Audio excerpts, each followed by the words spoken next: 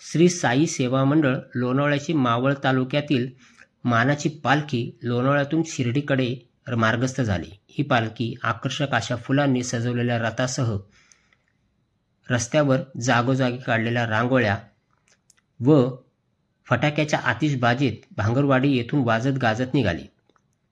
या मानाच्या पालखी सोहळ्याचे आयोजन श्री साई सेवा मंडळाचे संस्थापक अध्यक्ष श्री अनिल चिंचवडे, उपाध्यक्ष हेमंत शेळवणे, सचिव ॲडव्होकेट आबासाहेब मरवडे, खजिनदार सुशांत पांगारे, विश्वस्त अमोल मानकर, गणेश म्हसकर, सुनील चिंचवडे, श्रीराम सावळे, दिनेश तेलंग, श्रीकृष्ण घिसरे, ॲडव्होकेट आशिष पाठारे यांनी केले.